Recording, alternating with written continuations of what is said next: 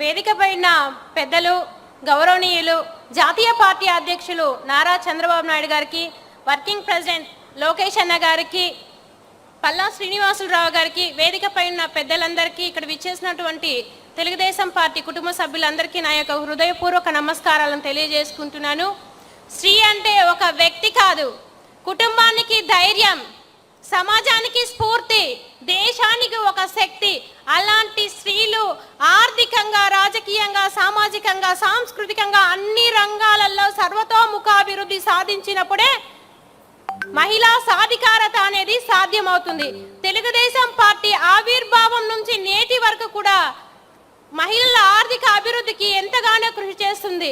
దేవతల కాలంలో శివుడు అర్ధనారీశ్వరుడుగా పార్వతీదేవికి సమాన హక్కు కల్పిస్తే 1983లో ఎన్టీ రామారావు గారు ఆస్తిలో సమాన హక్కు కల్పించినటువంటి వ్యక్తి ఎన్టీ రామారావు గారు. కానీ నేటికి జగన్మోహన్ రెడ్డి తన చెల్లికి ఆస్తిలో హక్కు కల్పించకుండా గొడ్డలి వేటు వేస్తున్నారన్నది నిజమైన వాస్తవం అని కూడా నేను ఈ సందర్భంగా తెలియజేసుకుంటున్నాను. అదేవిధంగా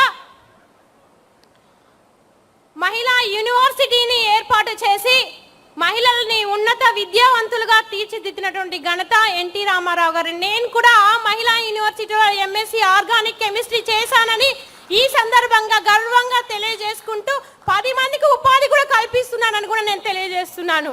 అదేవిధంగా రిజర్వేషన్ స్థానాలను 33% స్థానిక సంస్థల్లో ఉద్యోగ రీత్యా రిజర్వేషన్ స్థానాలను కల్పించి చంద్రబాబు నాయుడు గారు ఎంతో మంది లక్షల మంది మహిళలకి ఉద్యోగస్తులుగా నాయకురాళ్ళుగా తీర్చిదిద్దినటువంటి ఘనత చంద్రబాబు నాయుడు గారికే దక్కుతుందని నేను ఈ సందర్భంగా తెలియజేస్తున్నాను. ఒక తండ్రి చాటు బిడ్డగా, భర్త వెనుక భార్యగా, 4 గోడల మధ్య వంటింటికి మాత్రమే పరిమితమైనటువంటి సామాన్య స్త్రీలను ఆర్థికంగా బలోపేతం చేయాలనే ఒక ఆలోచనతో డ్వాక్రా సంఘాలను ఏర్పాటు చేసి స్వయంగా నిర్ణయం తీసుకునే ధైర్యాన్ని, సామర్థ్యాన్ని, స్వేచ్ఛను కల్పించినటువంటి ఏకైక నాయకుడు చంద్రబాబు నాయుడు గారని ఈ సందర్భంగా నేను గర్వంగా తెలియజేస్తున్నాను. ఒకప్పుడు బ్యాంకుకి వెళ్ళాలంటే భయపడే మహిళలు కోట్లలో టర్నోవర్ చేస్తున్నారంటే ఇది ఒక డ్వాక్రా గ్రూప్ వల్ల మాత్రమే సాధ్యమైందని కూడా నేను ఈ సందర్భంగా తెలియజేసుకుంటున్నాను. అదేవిధంగా 68,000 కోట్ల బ్యాంక్ లింకేజింగ్ రుణాలు డ్వాక్రా సంఘంలోని సభ్యులకు ఇప్పించి ఆర్థిక ఎదుగుదలకి తోడ్పడినటువంటి ఒక వ్యక్తి చంద్రబాబు నాయుడు గారు. శ్రీనిధి, ఉన్నతి, సిఐఎఫ్ వంటి పథకాల కింద డ్వాక్రా రుణాలు ఇప్పించి ఒకప్పుడు గాజులు కొనుక్కోవాలన్నా, స్టిక్కర్ కొనుక్కోవాలన్నా పురుషులపైన ఆధారపడే స్త్రీలు ఈరోజు చిన్న చిన్న వ్యాపారాలు చేసుకుంటూ తన కుటుంబాన్ని కూడా పోషించే స్థాయికి ఎదగాలంటే ఇవి చంద్రబాబు నాయుడు గారి వల్ల మాత్రమే మీరున్నారన్న స్వేచ్ఛ సార్, దానివల్ల మాత్రమే సాధ్యమైందని ఈ సందర్భంగా నేను తెలియజేసుకుంటున్నాను.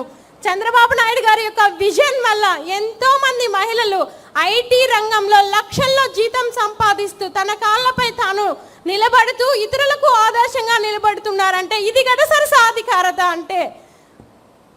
అదేవిధంగా వ్యాపారం చేసుకోవడానికి మహిళలకి ఎంఎస్ఎంఈ స్కీమ్ కింద 35% సబ్సిడీ రుణాలను అందిస్తుంది తెలుగుదేశం ప్రభుత్వం. కండక్టర్ ఉద్యోగాలు ఇప్పించింది తెలుగుదేశం ప్రభుత్వం. మహిళా క్రీడాకారులను కూడా పివి సింధు లాంటి మహిళా క్రీడాకారులకు గ్రూప్ 1 స్థాయి కేటగిరీని ఇచ్చి గౌరవం ఇచ్చిన వ్యక్తి నారా చంద్రబాబు నాయుడు గారు. అదేవిధంగా మన ప్రస్తుతం మహిళా క్రికెటర్ అయినటువంటి శ్రీచరణ్కి కూడా 2.5 కోట్ల ఆర్థిక ప్రోత్సాహం కల్పించినటువంటి ప్రభుత్వం మన తెలుగుదేశం ప్రభుత్వం.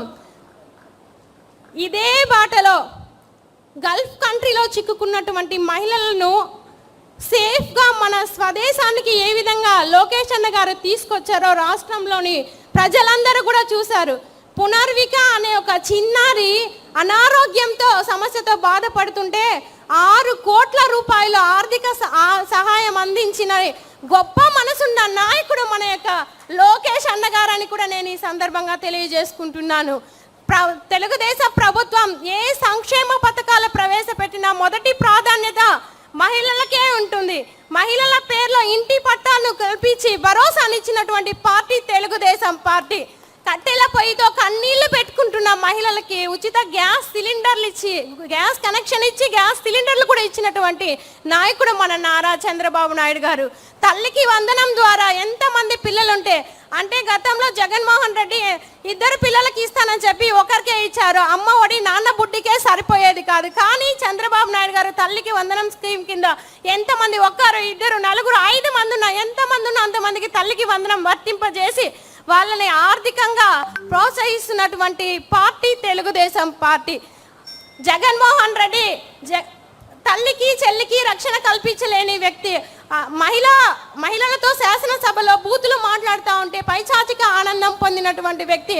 అఘాయిత్యాలు, దాడులు, హత్యలు చేసిన మహిళల్ని పట్టించుకోక ఒక మహిళా ద్రోహిగా మిగిలిపోయినటువంటి వ్యక్తి జగన్మోహన్ రెడ్డి. సార్, మహిళా సాధికారతకి నేను ఒక చిన్న ఎగ్జాంపుల్ చెప్తాను సార్. పసుపు కుంకుమం ఇవ్వడానికి వెళ్ళిన మమ్మల్ని జైలుకు పంపించారు sir Jaganmohan Reddy. Chalk piece పట్టిన చేతిని జైలు కమ్మీలు పట్టేలా చేశారు సార్. ఈ రోజు అది తలుచుకున్నా నాకు చాలా బాధగా అనిపిస్తుంది సార్. 2 చిన్న పిల్లలకి, 9 నెలల మా పాపకి 9 months బేబీ ఉన్నా నన్ను జైలుకు పంపించారు. ఆ రోజు నేను ఏ తప్పు చేయలేదు. కానీ మీరిచ్చిన సైకిల్ నాకు ఒక స్ఫూర్తినిచ్చి నేను పీజీ చదువుకోగలిగాను సార్.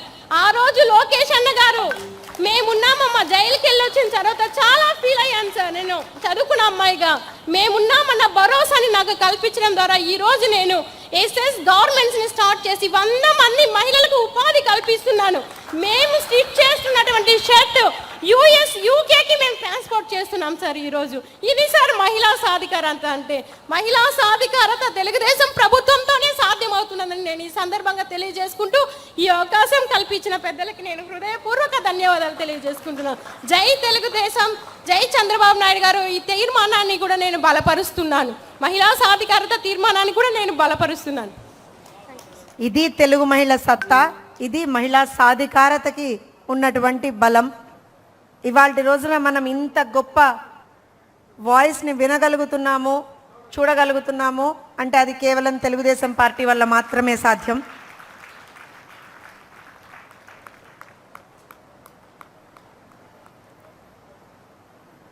తర్వాత